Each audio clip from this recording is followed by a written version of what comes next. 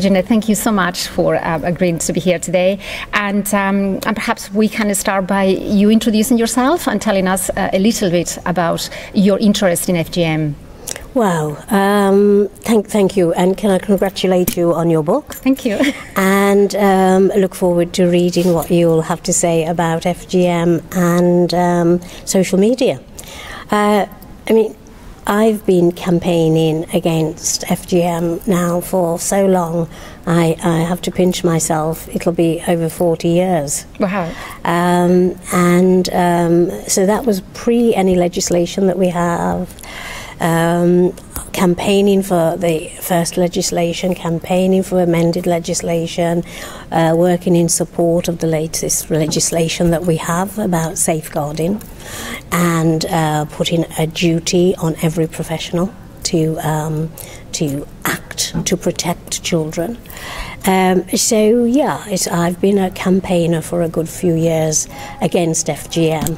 That's really admirable. What started your interest in FGM? Why do you feel so passionately about it? I think because I met a woman who I was her nurse, and I still feel to this day that I wasn't equipped to give her the care she needed. In fact, I was so frightened and shocked by the sight of her genitalia when I saw it that I fainted, and no carer wants to be in that position. And it was her third child.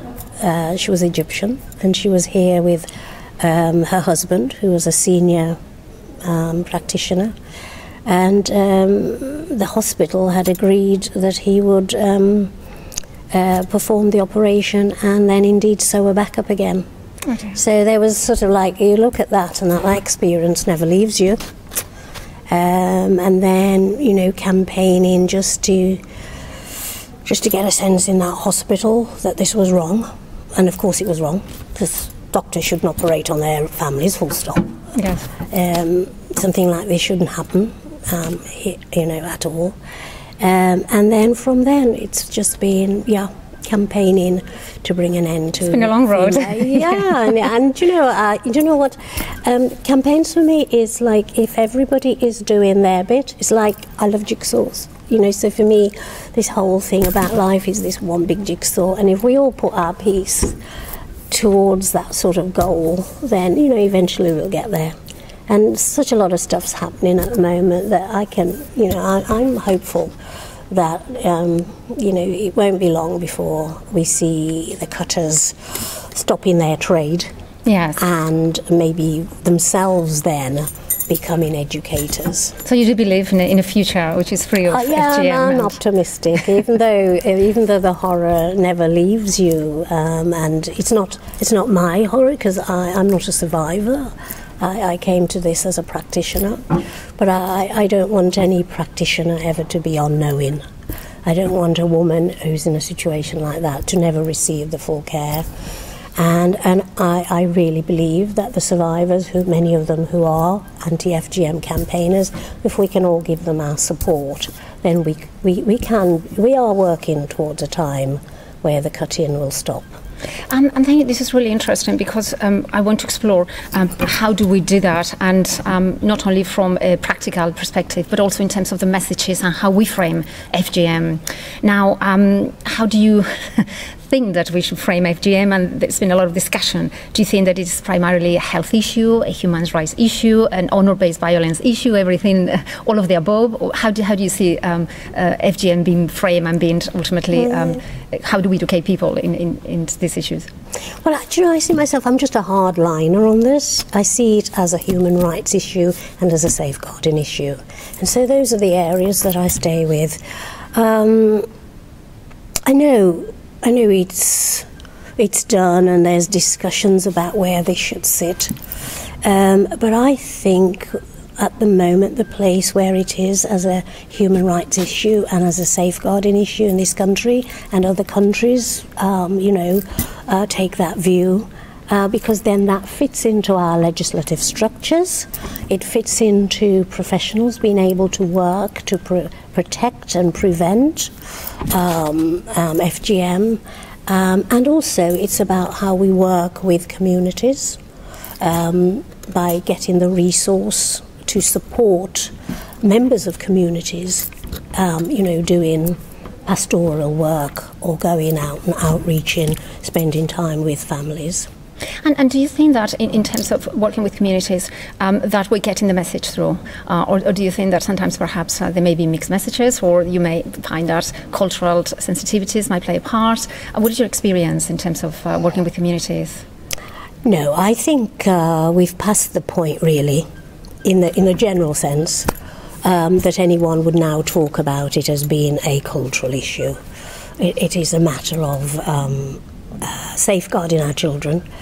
No child, absolutely not one, should be mutilated. It's similar to, there isn't a conversation that would say that cutting off a child's nose as a cultural issue, cutting off their hands, their legs, it's... no, I don't think the conversation exists as it used to, and that's a good thing, I suppose you have to be mindful where it comes from, and we're talking about, a tradition that's centuries old. Yes. And was linked with, in some places, where foot binding, burning of widows, and women, Yes. we've been treated incredibly badly by ourselves, by men, by patriarchal structures for a good while.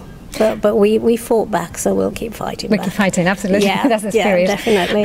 As a practitioner yourself, how then do you view this idea of the medicalization of FGM? Because there is still a school of thought, and people, of course, still engaging in medicalizing what it is, as you say, child abuse and human rights abuse. No, I think that's again, it's a generalisation, isn't it? If you're a survivor, and I work with survivors, I've known many of my good friends are, there's a period where they do need access to medical care for, if not just the complications, because, anyone can go on site, because that's the other good thing. Just put FGM into Google and you'll get, what it is, what the complications are. Yes. So, if you've got problems with the systems, that your body isn't working, if you're seeking to find out whether you've become infertile because of the mutilation, if you're just generally feeling unwell, then of course you need medical advice, and you need that person to be understanding and knowing what they're doing. So I do believe that there should be specialist providers. Yes. So if that's what's being called medicalisation, then I don't see how that's wrong. I think that's a necessary part of supporting women who have been subjected to FGM. Yes, I think that the issue of medicalisation also involves conducting and subjecting girls to FGM, but within a medical establishment, as it were. So rather than doing it in the back of a kitchen with no anaesthetic, taking them to hospital where they can actually have FGM by a surgeon, and that is obviously, I guess that's something that you would not. Well, who would have that right? Well, absolutely. Yes. Who has that right? Yes. Who would give that permission? Who would give that permission? Because this is the whole thing about it. If you talk to a survivor, and the story is sort of, there's a commonality to the story, they're usually told they go in to have this experience, and this experience is going to be good for them, and that they are somehow going to move from being, outside of a group to becoming part of a group. So the stories that are told to young girls. It's rite of passage, isn't it? As young as 4 and then 6 and 10, so that they go along without screaming and running away. And then once they're in that confines, then they're held down. So that is just straightforward abuse, and that is just illegal. And yes, by all names. Yes. No one has, not even parents, no parent has the right to give permission for their child to be mutilated. It's illegal, and should always be illegal. Thank you. I'm glad to hear you have such strong views on this. I'd like to move on to, in terms of your own campaigning and the initiatives that you're involved in, particularly here at City Hall. So perhaps you can give us a taste of some of the areas that you've been involved with. As I've said before, it's constant. It just depends where I am and who I'm talking to. I mean, 40 years ago, it was within my nursing profession with midwives. Like, how can we bring about an understanding? And then, of course, our information had to come from abroad. We had to go and search for that information. And then there was a marvellous woman, Efwa Dolkanu, who did her MSc on the subject. Yes. It might have been yes, of course, yes. At UCL. And I started to work with her once Forward as an organisation was founded. I was a trustee on that body. Yeah. And so we then started to work at that time to influence the then Children's Act to ensure that the child was protected. Because I think for me there's a sort of separation, you know, an adult woman, I mean, she has choices. I can't get my head around how she would choose that pathway, but, you know, adult women, they have their choices, but a child, an adolescent person doesn't have that choice. So for me, it's always been about that safeguarding piece. So FWAR and I and others worked, you know, really late into the night and campaigned to influence that first bit of act. And then we then carried on working. And then after that, I then started working with other groups locally in the community, giving them support, because I was a councillor in Islington. That's right, yes. So we brought that into our policies in Islington when I was a councillor there. So wherever I've been, I've sort of taken the issue. When I was on the Metropolitan Police Authority, we took it to the then Commissioner. And that was the start of the Metropolitan Police's now forced marriage FGM right. unit. It was started under Commissioner, I think, Stevenson. Right, when yes. we had the first meeting with him, and I was there enabling survivors to speak, because at that time the police again weren't as informed as they are, or weren't on the front line as they are with other professionals. So, yes, so you've really had a really important role in pioneering and bringing all this into government structures and certainly the organisations you've been I've involved used with. the opportunities that I've had, and that's again, you know, that's a requirement. I mean, how could you not? How can you not? And so, bringing it up to date, the work I'm doing it now is leading the Assembly's involvement. And we've always been clear here at the Assembly that we wanted to sort of be involved at the time that was right for us, and I think this is the right time for us. So we recently brought together all the professionals and we had conversations with them. I think you were there. Yes, that's right. Were they? And the feedback was excellent. Yes. Because professionals don't have the time. They're not called together. They're given, you know, a mandate, go Yes. and do it. And they're given some training, but a time to share and a time to learn from each other. So sort of across boundaries, that's good. Yes. So we were able to get a sense from them what they wanted. And then we wrote to the Mayor of London, and I'll just read to you what the common areas were that we came out of that day with. Was everybody agreed that there needed to be leadership, and they welcomed the NHS leadership on this as the lead body. They agreed there had to be collaborative and partnership working, Yes. everybody working together, and that it wasn't just about the police, because if you think about it, the police get involved after the cut-in.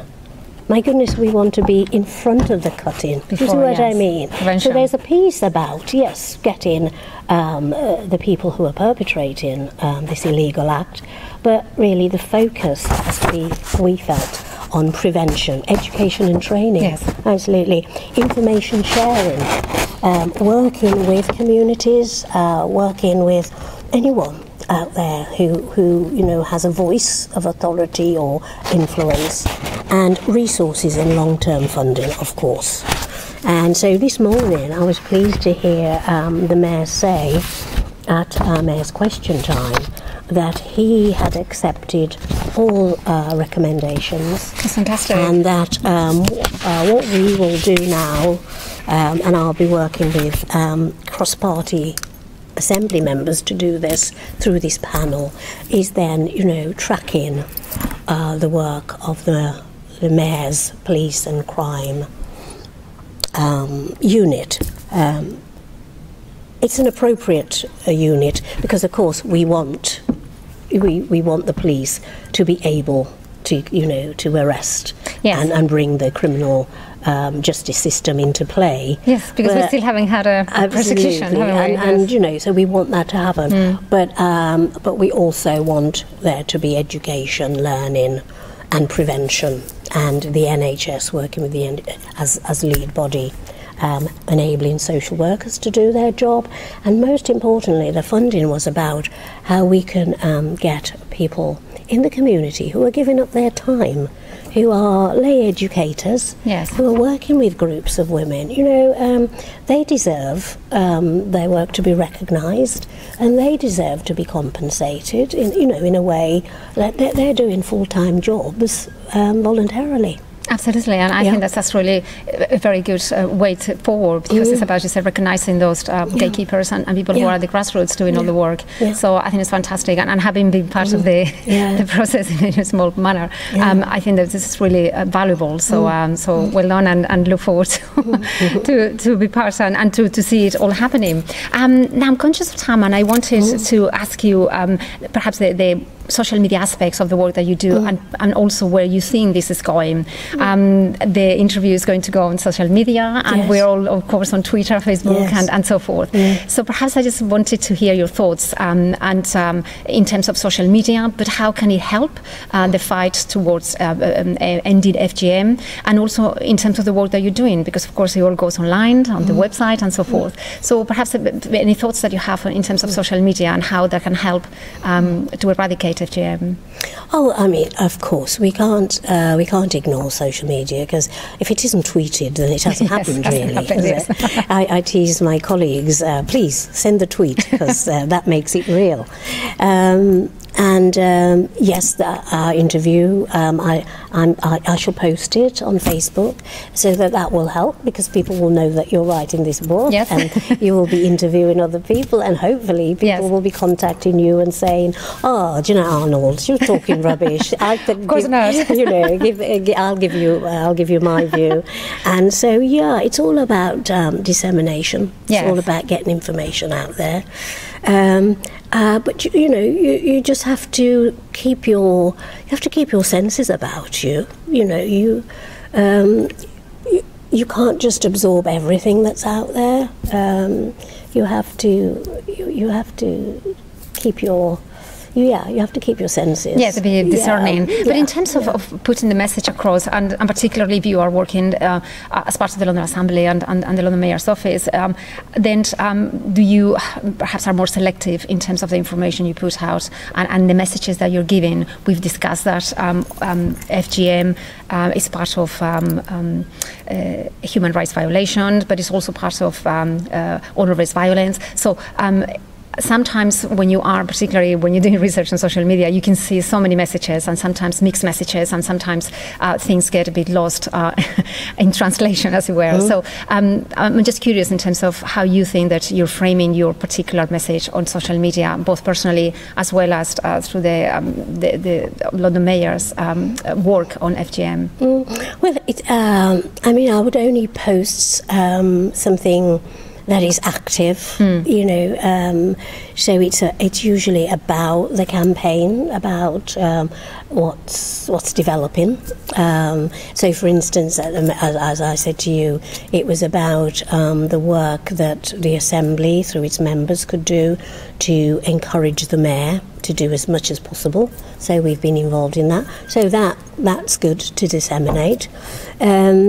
I speak to loads of activists via tweets, Yes. Because that's an easy, it's very reactive, accessible isn't it? way. And at the moment, a good friend of mine and a fabulous, I think one of the best anti-FGM campaigners we've ever had, the passion and energy she brings to it as both a survivor, an educator and a writer, Hebo Wasari, is amazing. And so she's in Africa at the moment, going around different countries, finding out just where they are, and reporting back some amazing stories of good practice, of meeting cutters who are now lay educators, because they realised that what they were doing was just not appropriate.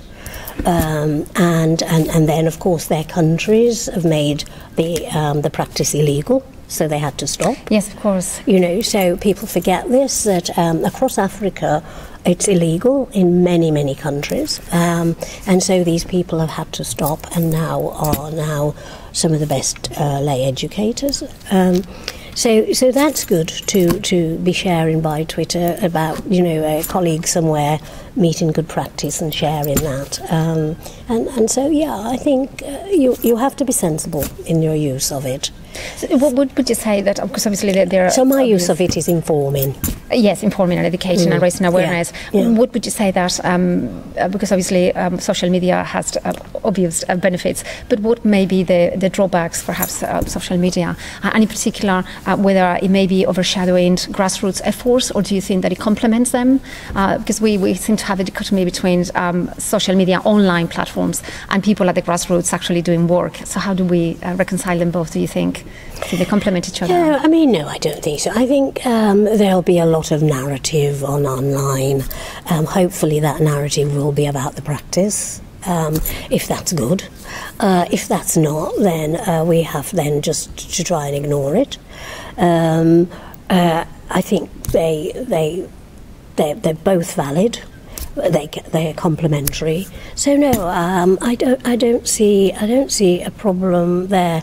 I mean, you do have to deal with a degree of hostility. Yes, I was going to ask you about that. Yes. If you are posting, and you know, if I was to spend as much time as others do in dealing with hostility, I would never do anything. Yes, exactly. Right. So you know, for maybe every tweet that I put out on FGM, I maybe get back 4 or 5 saying, "You barbarians, you know what I mean? I mean racist language and what have you." Now, you know, all I can do is just, you know, send them to the waste paper bin or erase them.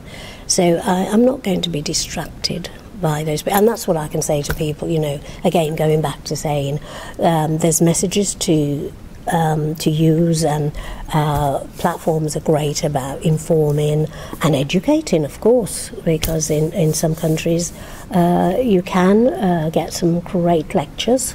Yes, on Facebook and on other platforms. So yeah, it's good. I don't see a problem. Absolutely, the reach that internet gives you, it's global. So it has to be a good thing in terms of disseminating the message. I just wanted to ask you in terms of perhaps the future, and what do you think are the greatest challenges to overcoming FGM in general, not just in terms of social media, but in general, and what would be your top priority in terms of, if you had a magic wand that could help us to eradicate FGM, what is the thing that is most needed? Well, I think it's what we're seeing now. We've got a mayor of London who's totally committed to playing his role. He's got a deputy who's also committed to ensuring that everything they do is about bringing an end to FGM. We've got a great partnership with the NHS. You know, all the boroughs have one or other initiative. It's about, I think the greatest challenge is about finding the resource to keep it going. Because, you know, if you slow down on something, once you've built up a momentum, then you're going back and then you're coming forward. So I think it's resourcing, given the state of local government funding as well. So that's my main worry, that we're going to lose teachers, we're going to lose social workers, that because there is not enough money in the system, that a lot of initiatives, the funding of it will cease, and then we'll then have pockets where there's no activity. And this has, of course, happened across the board in terms of charities and different organisations have been hit by funding cuts. So yes, funding indeed. Yeah, I think that's one of the biggest problems we have at the moment, or challenges, that the work could stop. And then we could then get pockets where the good work that's been done isn't done, and then a sense that might creep back and start like, oh well, they're away now, so it really didn't matter. Yes. Well, of course it does matter. We've always got to be keeping up the pressure so that we can bring an end to the cut-in. And just to finish off, I asked all my interviewees to give us a message, if you could perhaps put into words your aspirations for FGM, how you feel about it, anything that you'd like to tell us. What would be your message? Well, I would say to people, look to the amazing survivors who are doing absolutely wonderful work, and be as supportive as you can with them, because think of the journey that they've been on, and their goal is to stop that happening to anybody else, travel optimistically with the goal of ending FGM. If not in our lifetime, then it was pretty near to that as possible. Super. Jennette, thank you very much for your interview. It's been a real pleasure. Thank you. Thank you.